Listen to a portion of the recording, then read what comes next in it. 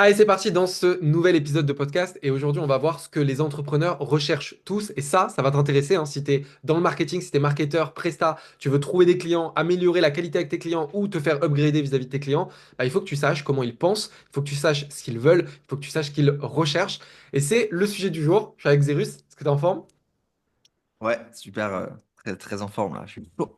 J'ai hâte que tu me partages ce sujet parce que du coup, on a commencé à en parler en off et t'étais parti là. T'as commencé à faire un monologue de 5 minutes. Je me suis dit, ok, faut t'arrêter parce que tu dis des choses ultra pertinentes pour les marketeurs, les entrepreneurs et donc faut qu'on enregistre. Donc, je te Donc, laisse du coup, c'est cool. réintroduire le sujet. Voilà, j'ai rien introduit, mais en plus, du coup, t'as pas entendu.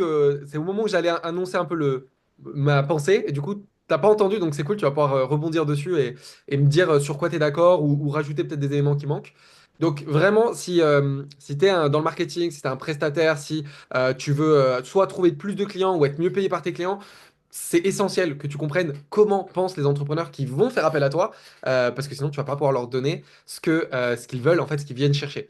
Euh, et si jamais bah, tu es un entrepreneur qui nous écoute, eh bien, tu vas pouvoir aussi te rendre compte un petit peu, peut-être te poser les meilleures questions grâce à ça. Et puis, si jamais tu cherches à recruter les meilleurs bras droits pour venir t'accompagner dans le marketing, en opérationnel, en stratégie, t'accompagner dans ta vision, dans ce cas-là, va voir le lien dans la description. Tu vas pouvoir recruter les meilleurs bras droits au sein de notre académie. Donc, tout ça, en fait, ça vient d'un échange qu'on a bah, justement avec un de nos élèves de la Wellever Academy qu'on forme pour devenir bras droit marketing. Et on avait un onboarding hier et on a fait un onboarding en deux étapes. Il a fait un premier call avec Zerus le matin, un call avec moi l'après-midi. Et puis, il me posait cette question de me dire à quel point est-ce que il y a de la demande et il y a du besoin pour trouver des entrepreneurs. Et en fait, nous, on fait que de répéter ça avec Zerus, c'est il y a de la demande. Parce qu'on connaît tellement d'entrepreneurs qui ont besoin d'un bras droit, qui ont besoin d'aide sur le plan marketing. On sait qu'il y a de la demande pour ça. Mais c'est intéressant parce que je lui disais, je suis pas étonné que tu aies l'impression qu'il n'y en ait pas forcément. Parce que je pense qu'il y a beaucoup de prestataires, enfin, c'est même pas je pense, je le sais, il y a beaucoup de prestataires, de, ouais, de freelance qui ne comprennent pas les vrais besoins d'un entrepreneur et qui, du coup, n'arrive pas à se positionner comme la bonne personne pour les aider. Et je résumais ça hier, et donc tu vas me dire, Xavier, si t'es d'accord, mais je résumais ça à notre élève, pour moi, c'est hyper simple. Un entrepreneur, il a que deux besoins. C'est pas compliqué, il a deux besoins, pas plus. Le premier besoin, c'est le cas où son business est bloqué. Il n'arrive pas à faire plus d'argent. C'est-à-dire qu'il est bloqué, par exemple, il est bloqué, peu importe le palier, il est bloqué à 20K par mois. Il n'arrive pas à dépasser ce palier. Je sais pas moi, son système d'acquisition ne fonctionne pas plus. Il n'arrive pas à attirer plus de trafic au bon coût. Il n'arrive pas à mieux convertir ou il n'arrive pas à livrer comme il faut. Mais dans tous les cas, il est bloqué et il ne sait pas quoi faire pour passer à l'étape suivante. Dans ce cas-là, bah, il sera prêt à dépenser de l'argent, à payer, à faire appel à quelqu'un qui peut venir le débloquer. Euh, ou alors, la deuxième possibilité, c'est il manque de temps, il manque de moyens. C'est-à-dire que il n'est pas bloqué, il sait ce qu'il doit faire, juste il n'est pas en capacité de le faire tout seul, il a besoin de quelqu'un pour le débloquer. Et pour moi, ce sont les deux seules choses qui peuvent bloquer un chef d'entreprise. C'est soit un manque de moyens, de temps ou de tâches qu'il aime pas faire, je le rentre dans manque de moyens, manque de temps, soit c'est parce qu'il ne sait pas faire. Et je vais l'illustrer hyper facilement avec deux exemples. Un premier exemple de je ne sais pas faire, c'est un entrepreneur qui serait par exemple incapable de faire des bonnes publicités. C'est-à-dire qu'il a essayé de faire un peu des publicités, il a dépensé de l'argent, c'est pas rentable, il attire zéro prospect parce que bah, juste il a pas les outils, il a pas le bon copywriting, le bon message, le bon contenu. Donc il est bloqué. C'est-à-dire qu'il aimerait faire de la pub, mais il ne sait pas faire. Et il a besoin de quelqu'un qui sache faire de la pub. Et le deuxième cas, c'est le cas où, par exemple, bah, il est capable de vendre son programme. Le problème, c'est que du coup, il manque de temps, il peut pas prendre 1000 appels et il n'arrive pas à trouver quelqu'un pour l'aider. C'est-à-dire qu'il sait qu'il aurait juste besoin de quelqu'un d'autre qui vende avec lui. Il est capable de le faire tout seul, hein, il sait faire, mais il arrive juste pas à trouver le bon closer, le bon freelance qui va venir prendre les calls pour lui et lui dégager du temps. Et c'est ce que je disais du coup à cet élève, c'est juste ça. Et donc, soit tu te positionnes sur l'un ou sur l'autre selon les besoins de l'entrepreneur, mais tant que tu te positionnes sur l'un ou sur l'autre et que tu comprends aussi pourquoi il n'a pas fait appel à d'autres gens à cet endroit-là, il va travailler avec toi. Donc déjà, avant que j'aille plus loin dans ce que je lui ai dit après sur pourquoi souvent les prestataires et les freelances sont mauvais à montrer ça, parce que comme ça vous donnera aussi des pistes pour ceux qui nous écoutent. Mais avant que je dise ça, est-ce que déjà tu es d'accord avec mon idée? Est-ce que tu vois des choses qui bloquent? Qu'est-ce que t'en penses? Ouais, je suis d'accord. Je trouve que c'est un bon résumé en fait des besoins des entrepreneurs et de pourquoi ils ont besoin de bras droits ou de marketeurs ou de CMO, peu importe le terme qu'on met derrière. Et ça me fait penser à ce que je disais à justement un entrepreneur hier, parce que hier j'avais en call un entrepreneur qui faisait appel à nous pour former son marketeur qui vient de recruter. Et il me disait, mais qu'est-ce que je dois faire en premier? Qu'est-ce que je dois faire? Parce qu'en fait, il a un enjeu, c'est que il a trois ressources. Il a temps, argent et énergie. Et ces trois ressources, il faut qu'il les manage pour qu'il se concentre sur la bonne chose au bon moment. Sauf que lui, en tant que CEO, il a son produit à développer, les calls de vente à faire, il a le marketing à faire, la communication, la compta, enfin, il a plein de choses. Et il se dit, quelle est la priorité sur toutes ces choses en fait? Genre, comment est-ce que je fais toutes ces choses en même temps, sachant que bah, tout doit avancer? Et je lui ai dit, en fait, aujourd'hui, tu es dans une équation. Je lui ai dit, est-ce que tu connais tu sais, le triangle avec qualité, temps et... C'est quoi? Qualité, temps, argent, il me Ouais. semble. En fait, toi, ton triangle, c'est temps, énergie et argent. Et en fait, tu pourras pas avoir économisé de l'argent, économiser du temps et économiser ton énergie en même temps. Si tu veux économiser ton énergie, tu vas devoir investir de l'argent. En fait, tu es obligé de... Tu peux maximiser deux ressources au détriment d'une. C'est-à-dire que tu veux investir ton argent et ne pas investir ton temps.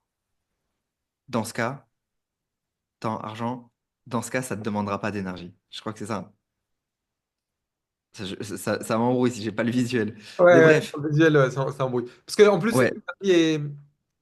énergie et temps, je pense qu'il manque une variable parce qu'énergie et temps, c'est un peu. Ouais, il manque une Non, valeur, ouais, c'est pas forcément la même parce que tu peux mettre beaucoup d'énergie sur peu de temps, mais tu mets plein d'efforts, ou alors ça, tu mets des très peu petits efforts et ça prend beaucoup de temps. C'est ça, donc ouais, c'est les trois variables, ouais. mais en gros, pour résumer, la personne, à la fin, la conclusion, c'est que si elle veut gagner du temps et économiser de l'énergie, Il faut mettre de bah, elle l'argent. doit investir de l'argent Ouais. à former une personne, ça ira plus vite et elle gagnera du temps elle-même, tu vois. Et sauf que vraiment, si tu n'as pas conscience de cette équation-là, bah, en fait, toi, en tant que marketeur, tu comprends pas les besoins des clients et t'aides pas les entrepreneurs à prendre les bonnes décisions pour eux par rapport à leurs objectifs. Ouais, c'est clair. Alors hier, je me rends compte que hier c'était beaucoup plus clair quand j'en ai parlé et qu'à chaque fois, tu sais que genre, je suis en call avec un client ou un prospect ou quoi, vu que c'est la première fois que je parle d'une chose, genre ça sort de manière très fluide et là, Quand il il faut faut la que je le réexpliquer, c'est répéter. compliqué. Mais ouais, non, mais je pense que tu vas me dire si c'est bien ça, mais je pense qu'en fait, ce que tu lui disais, c'est en mode si tu veux quelqu'un pour t'aider, bah, soit tu le formes toi, mais ça va te prendre beaucoup de temps, beaucoup d'énergie que tu peux pas mettre dans ton business. Soit tu payes un élève directement, par exemple chez nous, ou en tout cas quelqu'un qui est formé, tu vas le payer cher, mais en fait, il va te faire gagner tellement de temps et tellement d'énergie que derrière, il va te rapporter de l'argent, quoi. Ouais. Et t'es même pas obligé de le payer cher en vrai. C'est ça aussi que comprennent pas à la fois les marketeurs et les entrepreneurs, c'est que c'est sur le long terme que tu vas vraiment faire de l'argent. Donc en tant que marketeur, si tu factures directement et que tu coules le business parce que tu es trop cher, ça sert à rien. Ouais, Et en tant qu'entrepreneur, ça sert à rien de payer trop les gens. Tu peux d'abord payer des gens, leur donner une opportunité de bosser avec toi, parce que eux aussi vont se faire la main, ils vont développer leurs compétences. Et vous êtes gagnant-gagnant en faisant ça. En ouais, fait, le piège, c'est de vouloir être payé trop cher en tant que marketeur et de croire que les marketeurs sont trop chers en tant qu'entrepreneur, tu vois. ouais, exactement, exactement. Et ouais, donc du coup. Finalement, on peut résumer du coup les besoins sur les deux du coup qu'on disait au début. Soit Ouais, aider quelqu'un à faire quelque chose qu'il ne sait pas faire, soit tu l'aides parce qu'il manque de temps. Et en fait, c'est hyper intéressant parce que s'il y a des prestats, des freelances qui nous écoutent, la question qui nous revient souvent, en tout cas pour les gens qui rejoignent notre académie, c'est de se dire, est-ce que je vais vraiment trouver des clients? Est-ce qu'il y a encore, est-ce que c'est pas en fait juste une fausse promesse qu'il y a des besoins en tant que bras droit marketing? Et c'est qu'en fait, des business, il va pas y en avoir moins. C'est-à-dire que des gens qui ont envie de lancer un business, il y en a tous les jours. Il y en a plein. Et ces gens qui lancent un business, si leur business fonctionne, en fait, ils peuvent que manquer. En fait, ils peuvent que avoir des besoins. Il n'y a jamais un business où plus ton business grandit, moins tu as besoin de gens pour t'aider. Ça n'existe pas. C'est plus ton business grandit, plus tu gagnes d'argent, plus tu as de clients, plus tu as besoin de monde pour t'aider. Donc, en fait, plus il y a des business qui se lancent, plus les besoins augmentent. Et plus les business grandissent, plus les besoins augmentent. Donc, il y aura toujours un besoin, parce qu'on aura toujours besoin, quand un business marche, de personnes pour nous épauler et nous permettre de lancer un nouveau business, améliorer le projet ou grandir notre business. Donc, c'est un travail sans fin. Il y aura toujours de la demande. La raison pour laquelle ils ont l'impression qu'il n'y a pas de demande, c'est qu'ils se positionnent sur la mauvaise offre, ou ils communiquent de la mauvaise manière, ou ils ont les mauvaises attentes, et qu'ils savent pas, bah, comme tu viens de le dire aussi, c'est quand tu es un marketeur et que tu demandes trop à un petit business, c'est que tu n'as pas compris l'enjeu pour l'instant et que tu n'es pas capable de te placer à sa place. Et que forcément, tu lui poses problème. Et ça tombe bien parce que c'est ça que j'expliquais hier à notre élève. C'est, je lui donnais des exemples de situations pour lesquelles euh, j'aurais pas travaillé avec des gens. Et ça, c'est aussi un truc, c'est ce qu'on se disait en off avant, c'est que toi et moi, avant de bosser dans le marketing, on avait notre propre business. Et on a recruté tous les deux des gens pour nous aider sur notre business. Du coup, quand on aide d'autres gens sur leur business, on sait ce que c'est que de gérer un business. On sait quelles sont les questions qu'on se pose et on sait comment euh, proposer une offre que nous-mêmes on aurait acceptée. Alors, ça ne veut pas dire que tout le monde va l'accepter, hein. Des fois, il y a des entrepreneurs, ils refusent nos offres et ils sont bêtes de le faire. Mais en tout cas, on sait comment proposer une offre que nous, on aurait acceptée. C'est ça qui fait la différence. Et je repensais aussi à ça, tu sais. Je pensais à vouloir te parler de ça aujourd'hui, aussi en lien à l'épisode que tu as fait sur Brain and Bullshit avec Jérémy, où tu parlais des pires prestats. Et en fait, ça me faisait aussi les liens avec ça. C'est quand on veut démarcher un entrepreneur, ce que je t'expliquais à mon élève hier, c'est soit j'ai besoin de temps, soit je sais ce que je dois faire et j'ai besoin de temps, soit j'ai besoin de quelqu'un qui me débloque. Quand j'ai juste besoin de temps, au début, forcément, je suis pas prêt à payer très cher pour l'activité que je délègue, parce que c'est une activité que je sais déjà faire. Donc comme je la sais faire, comme je sais la faire, dans ma tête, elle a moins de valeur. Et même s'il y a quelqu'un qui le fait mieux que moi, très souvent, ça va être un peu plus difficile pour lui de me dire, non mais je vais faire mieux que toi, donc paye-moi plus que toi, tu vois. Au début, il va falloir plutôt que la personne, elle accepte de rentrer en mode euh, je suis un peu peut-être un peu plus sous-payé au début parce que c'est une activité qui pour toi n'a pas de valeur. Et ensuite, me montrer en fait la valeur que ça a de me remplacer. C'est que je pense que beaucoup d'entrepreneurs, ils ont besoin de goûter à ce sentiment de se libérer d'une tâche. Tant qu'ils ne l'ont pas libéré, ça a très peu de valeur pour eux. Et je pense d'ailleurs, je pense que tu vas voir de qui je parle. Je pense à une entrepreneuse qu'on connaît tous les deux et que t'as accompagné qui veut rien déléguer dans son business parce qu'elle me dit, je sais tout faire. Je sais faire des tunnels, donc je ne veux pas déléguer. Je sais faire les pubs, donc je ne veux pas déléguer. Je sais faire les appels, donc je ne veux pas déléguer. Et donc, typiquement, elle, si un prestat la prospecte, ben, il y a des chances que le freelance lui demande trop cher. Parce que pour elle, ça a peu de valeur. Mais s'il y avait un freelance qui était malin, qui irait la voir en disant, hé, pendant un mois, je m'en occupe. Allez, même, peut-être pas gratuit, mais on va dire, imaginons, pendant un mois, je m'en occupe pour toi gratuitement. Et elle goûte au fait de récupérer du temps d'un business qui gagne de l'argent tout seul. Le mois d'après, quand la personne dit, bon, moi, tu comprends bien, je peux pas bosser gratuitement. Moi, si tu me payes pas tant, je peux pas rester. Mais c'est sûr qu'elle paye. Mais tant qu'elle l'a pas vécu, elle payera pas. Donc ça, je pense que c'est un point, c'est quand c'est quelque chose que l'entrepreneur sait faire, du coup, il le valorise moins. Un freelance ou un prestataire qui veut rentrer à cet endroit-là, bah, faut accepter de rentrer avec une offre irrésistible. Ça veut pas dire non plus, attention, ça veut pas dire se dévaloriser, ça veut pas dire arriver et dire ouais, je le fais pour 20 euros de l'heure ou 30 euros de l'heure, c'est pas ça. Mais ça peut être de faire une offre irrésistible, de dire bah, cette tâche-là, elle vaut tant sur le marché. Par contre, je te propose de le faire pendant X temps à tel tarif, comme ça tu t'en rends compte. Tu vois, c'est inverser le risque en fait, comme on fait nous en tant qu'entrepreneur. C'est inverser le risque pour notre entrepreneur d'être en mode moi je vaux tant, mais je sais aussi que tu me connais pas. Je veux te prouver que ça vaut le coup et que c'est un bon investissement pour toi. Viens, on essaye à temps d'abord pendant X période pour que tu te rendes compte. Est-ce que tu veux déjà rebondir sur ça et après je parle Ouais. Ok. Qu'est-ce que t'en penses? Effectivement, en fait, les entrepreneurs, CEO et gestionnaires de business, ce qu'ils ont, parfois, ils ont déjà eu l'expérience avec des prestats.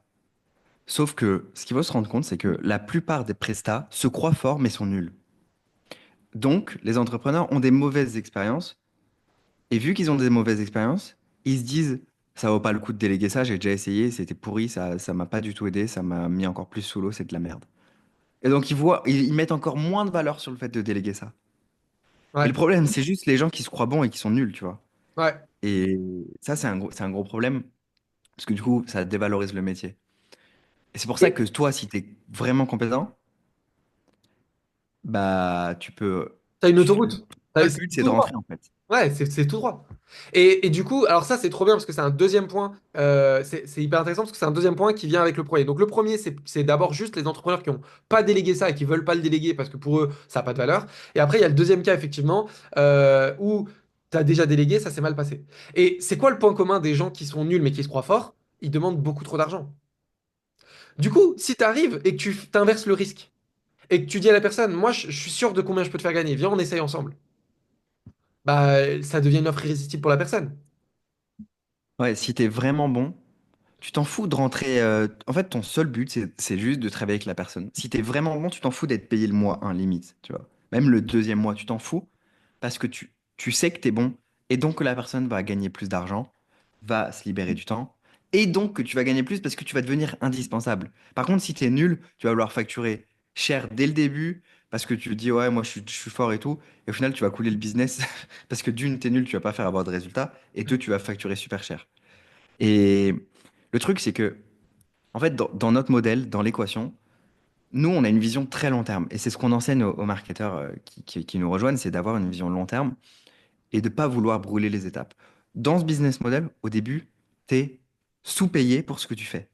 C'est normal. Tu as l'impression d'apporter énormément, de travailler, d'être dans l'opérationnel, euh, alors que tu es compétent. C'est normal. T'as l'impression de faire des tâches d'OBM, c'est normal. T'as l'impression de faire des tâches, parfois, qui sont des tâches que pourrait faire un assistant virtuel. C'est OK. C'est OK, ça va pas durer. Et la vision long terme. Parce qu'une fois que t'es rentré, comme je l'ai dit au début, t'es sous-payé et ensuite, t'es surpayé pour ce que tu fais. C'est ça le truc, c'est qu'avec le temps, tu deviens surpayé pour ce que tu fais, concrètement, en termes d'heures et de production. Et au début, tu es sous-payé. Et ça fait partie du modèle. Parce que après, pourquoi est-ce que tu es surpayé pour ce que tu fais? Parce que tu es payé pour être là au cas où, pour anticiper. Et donc, c'est plus toi qui as la main forcément dans l'opérationnel. Mais ça vient au bout de parfois 1 an, parfois 2 ans, parfois 3 ans, parfois 5 ans. Mais si tu as une vision long terme et que tu veux faire carrière dans le marketing en ligne, un peu, pour moi, c'est le meilleur modèle, tu vois. Il faut juste être prêt des, à faire des paris sur des clients au début de ta carrière, en fait. Ouais. Ouais. Et en plus, j'avais jamais pensé, parce que ça, c'est un truc qu'on répète souvent, mais t'avais peut-être toi fait le lien, mais moi, j'avais jamais fait le lien quand on dit ça. C'est que une des raisons peut-être aussi pour laquelle les entrepreneurs ils aiment bien ça, bah déjà, juste ce qu'on disait, hein, c'est que forcément ça crée une offre irrésistible pour l'entrepreneur. Mais en plus, finalement, c'est exactement comme les entrepreneurs. Les entrepreneurs, c'est pareil pour eux quand ils lancent leur business. Au début, ils sont sous-payés, ils font tout, puis à terme, ils sont bien payés. Et donc, du coup, est-ce qu'il y a peut-être pas aussi ce truc de, bah, s'ils voient quelqu'un dans leur équipe faire ça, ils trouvent ça, tu sais, ça les rassure, c'est la même mentalité qu'un entrepreneur en fait. Je suis pas sûr d'avoir compris ce qui les rassure, c'est quoi? Que du coup, les personnes avec qui ils bossent, ils ont la même mentalité qu'eux, ils sont prêts à bosser beaucoup pour peu d'argent au début et récolter les fruits demain, à l'inverse d'un prestat lambda qui arrive en mode moi je bosse pas si je suis pas payé tant, puis après à telle heure je bosse plus, enfin tu vois ce que je veux dire? Oui, oui, oui. D'avoir Ouais, des en fait, prestataires qui ont cette mentalité entrepreneur en fait. ouais, exactement. C'est d'avoir cette vision, de construire avec les gens et de pas juste faire un coup, tu vois. Ouais, De toute façon, les gens à court terme, les gens, en fait, ce qu'il faut comprendre, c'est que les entrepreneurs long terme qui, qui vont travailler avec des agences court terme ou des freelances court terme, ça va pas matcher. Les court terme et court terme, ils coulent, et les long terme et long terme, ils font le plus d'argent, tu vois. Donc tu veux être long terme avec des gens long terme, tu vois. Long term game with long term people. ouais. Et un des trucs qu'il faut du coup briser le mythe, ça on l'a dit à nos élèves il y a pas longtemps, c'est que là on vend cette parole-là en disant que nous c'est ce qu'on conseille, c'est d'accepter d'être sous-payé au début, de viser le long terme et que c'est comme ça qu'on gagne.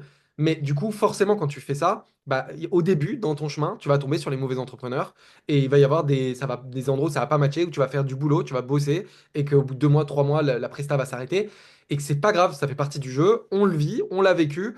Et nos élèves le vivent, et c'est comme ça qu'au bout d'un moment, ils tombent sur le bon fit, le bon match, les entrepreneurs avec qui ils travaillent long terme et où c'est un win-win. Et il faut l'accepter, il faut pas se dire, ah, mais le premier entrepreneur que je trouve, il m'a sous-payé, puis derrière, il m'a pas gardé alors que je lui faisais gagner de l'argent, il a rien compris, j'arrête. Ben non, c'est juste, ça fait partie de l'expérience, t'es pas tombé sur la bonne personne, c'est tout. En plus, c'est mon histoire, ça. Mais ouais, Heureusement que j'ai pas. Ouais, ouais, non, clairement, clairement. Moi, j'ai commencé à 500 euros par mois. 500 euros par mois et j'ai négocié pour les avoir. On voyait pas ma valeur, tu vois, on voyait pas ma valeur.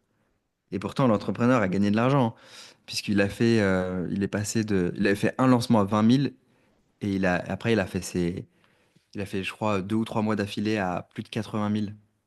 Donc, il était sur la voie du million en l'espace de 4 mois. C'était pas que grâce à moi, évidemment. J'étais novice, mais je l'ai bien aidé à structurer, trouver son message, son positionnement. Et ça m'a dégoûté, tu vois. Ça m'a dégoûté, mais j'avais pas le recul. J'avais pas le recul. Et si j'étais resté sur cette mauvaise expérience, jamais j'aurais eu d'autres clients, en fait. Et d'ailleurs, j'ai pas voulu, hein, j'ai refusé après. J'ai refusé plein d'autres clients, plein d'autres personnes.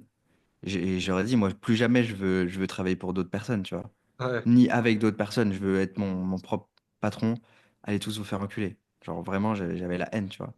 Et c'est venu que après. Après toutes ces expériences, bah, et après avoir dit non à des entrepreneurs, là, j'ai rencontré la bonne personne. Mais du coup, ça s'est passé sur le long terme. Tout ça, tout ce que j'ai vécu là, c'est en l'espace de 2 ans. Et nous, on raccourcit ça en 4 à 6 mois avec notre expérience. Donc, Mais comme quoi, c'est normal, quoi. Ça fait partie du process, faut pas lâcher, quoi. Euh, ouais, c'est ça. Ok, trop bien. Et du coup, il y avait un deuxième pan qu'on a dit. Donc là, on a parlé du côté prendre la place d'un entrepreneur à un endroit où il sait déjà faire et qu'il a besoin de main-d'œuvre. Et ce qui est bien, c'est que cet aspect-là, déjà, il y aura toujours besoin. Parce que même si demain, tous les CEO, entrepreneurs, chefs de projet, si, ils sont tous ultra compétents, ce qui déjà aujourd'hui n'est pas le cas parce qu'ils peuvent pas être compétents sur tout. Forcément, ils ont leur domaine là où ils sont bons et des domaines où ils sont moins bons. Mais admettons, c'est tous des super héros du marketing et de la vente. Ils savent tout faire. Bah, même s'ils savent tout faire, ils auront toujours besoin de gens pour les aider, pour déléguer des parties. Euh, et quand on dit déléguer, c'est pas forcément que de la petite main et de la petite tâche, hein. C'est déléguer des fois une partie complète du projet parce que leur charge mentale est limitée, leurs temps sont limités, leur énergie sont limitées, donc il y aura toujours de la demande. Donc ça, c'est la première bonne nouvelle de cette vidéo. Mais il y a aussi un deuxième pan, c'est les endroits où ils sont bloqués. C'est les endroits où ils ne savent pas comment passer un palier. Et donc là, même chose, à cet endroit-là, quand un business est bloqué et qui veut se débloquer, il sera prêt, alors là, c'est l'endroit où il sera prêt à débloquer beaucoup d'argent pour pouvoir trouver des solutions. Donc ça, c'est le bon côté. C'est-à-dire que si tu arrives à avoir des compétences qui sont supérieures à un endroit de l'entrepreneur et que c'est ce qu'il veut, c'est un endroit, c'est la même chose qu'un business en fait, hein. Si le problème il est dur pour lui, hein, vraiment douloureux, urgent et reconnu pour lui, il sera prêt à payer cher. Par contre, encore une fois, qu'est-ce qui fait qu'à des endroits, ben, ils sont pas OK de trouver une solution à cet endroit-là? C'est parce que, encore une fois, ils ont fait appel à des gens qui ont fait des grosses promesses qui n'ont pas tenu. Donc, même chose, au lieu de faire une grosse promesse et de demander beaucoup d'argent, comment tu peux inverser le risque, montrer que tu vas lui permettre de gagner plus et que derrière, il va bosser avec toi sur le très long terme. Sur le très long terme. Ouais. Ton seul but, c'est de bosser avec les gens. Et ensuite, ils voient ta valeur. Et c'est pas l'inverse. Ouais. Et parler avec tes actes plutôt qu'avec ta bouche. Ouais. C'est ça. Mais de toute façon, même moi, aujourd'hui, genre, quand je recrute, je mets en test les gens, en fait. Je m'en fous des entretiens, des machins. Ok, si j'ai 100 candidatures, je vais épurer.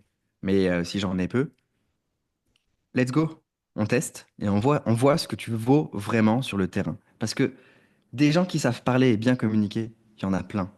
Mais derrière, c'est creux et il n'y a pas de compétences. Et des gens qui sont experts mais qui savent pas communiquer et pas se vendre, il y en a aussi des milliers, des Ouais, millions. Et eux, en fait, tu les aurais refusés, tu n'aurais pas voulu bosser avec eux. Et au final, c'est eux, enfin, ça peut en faire partie, qui débloquent ton business. ouais.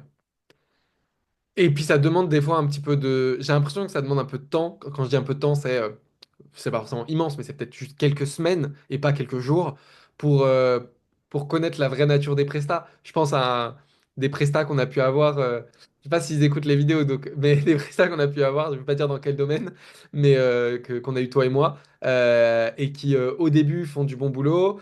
Donc on se dit, tiens, tout va bien, on a trouvé la bonne personne. Et puis en fait, t'as l'impression que la personne, elle veut pas bosser, quoi. Il y en a plein. Ça rend ouf. En fait, ça rend ouf parce que. Et c'est pour ça qu'il y aura toujours de la demande. C'est qu'il y aura toujours des gens avec des poils dans la main et des gros flemmards ou des gens qui se prennent pour je sais pas qui et qui voudraient être payés 3 milliards pour appuyer sur deux boutons. Ouais. Tu vois. Ou qui n'ont pas de constance ou qui n'ont pas d'éthique de travail. En fait, il y a du savoir-faire. C'est super important. Mais si tu as le savoir-faire sans le savoir-être, c'est un Ouais. peu, c'est bateau ce que je dis, tu vois, mais sauf que c'est la putain de réalité. Les gens, la plupart des gens, pourquoi ils n'ont pas de clients? Pourquoi ils ne trouvent pas? C'est parce que quand ils ont un client, ils le traitent mal, ou ils sont pas investis, ou il faut leur dire 15 fois les choses, tu Ouais. vois? Ouais. Moi, moi, ça me saoule. Genre, typiquement, les monteurs. Ça, je vais pas citer de nom, mais j'ai bossé avec beaucoup de monteurs dans ma vie. Et il y a des monteurs, tu leur dis un truc. Tu leur dis, tu leur fais un retour. Tu vas, tu sais, sur l'outil iFrame. En gros, tu as une vidéo et tu peux faire des retours exactement à la minute près à l'écrit. Et du coup, tu passes 1 heure à regarder ta vidéo, à faire les retours et tout. Et ensuite, il t'envoie la V2. Et la V2, il a pris en compte 50% des retours. Et le reste, il l'a pas fait. Et tu dis, mais je comprends pas. Genre, à 7 minutes, je t'avais dit ça. Qu'est-ce que t'as pas compris, tu vois? Genre, tu le dis que, enfin, je l'explique correctement. Pourquoi, enfin, si t'as pas compris, est-ce que tu n'aurais pas pu répondre dans le chat ou m'envoyer un message au lieu juste de me renvoyer la version que je me retape 1 heure de vidéo pour me rendre compte que t'avais fait la moitié du boulot? Et ça, tu vois, typiquement, genre, comportement de Z-player. Ouais. What the fuck, les gens qui font ça? Tu fais perdre du temps à l'entrepreneur 10 fois avec 10 versions de vidéo pour rien. Si tu fais correctement ton boulot, en une fois, tu fais les. Tu, Et tu, en tu le. plus, j'ai l'impression que, tu vois, comme tu dis, j'ai l'impression qu'on insiste beaucoup sur ça, sur le savoir-être, etc. Mais vraiment, dans notre expérience, que ça soit pour nos business à nous ou tous les business des gens qu'on connaît, moi c'est simple, je ne connais pas un seul business, j'en connais pas un seul qui ne recrute pas aujourd'hui. J'en connais pas un. Ils ont tous besoin de recruter des gens à des endroits. Donc, c'est la réalité. S'ils ne recrutent pas les bonnes personnes, c'est parce qu'ils n'arrivent pas à tomber sur les bonnes personnes qui ont envie de bosser, qui font les efforts, etc. C'est pour ça que nous, on dit, si tu as envie de bosser, du boulot, il y en a. Alors après, oui, il y en a peut-être pas dans ce que tu veux faire exactement. Genre, il y a un business qui recrute à un endroit, il y a un autre business qui recrute à un endroit. C'est peut-être pas ce que toi, tu as envie de faire aujourd'hui. Ok. Mais en tout cas, du boulot, il y en a. De la demande, il y en a. Et parce que ce qui manque, c'est des gens qui sont prêts à s'investir et à faire le job comme il faut, quoi. Et c'est pour ça que nous, on forme des gens polyvalents dans le marketing. Enfin, on forme, c'est pour ça, vraiment des bras droits marketing qui sont capables de répondre à la demande, de pas être les meilleurs, mais de pouvoir être partout. Et c'est ça dont on a besoin. Typiquement, moi, je recherche un bras droit aujourd'hui pour un des clients qu'on accompagne et qui va pouvoir m'épauler sur tout l'opérationnel dans un premier temps pour que moi, je puisse rester plus sur la vision et sur les choses stratégiques, tu vois. Mais juste ça, et c'est pour ça qu'on a la Wellever Academy, mais juste ça, c'est super dur à trouver en fait. Quelqu'un qui va être compétent, qui va savoir, qui va avoir envie, qui va être touche à tout, débrouillard, qui va pas, qui va chercher aussi, genre quand il sait pas, et qui va le faire bien, tu vois.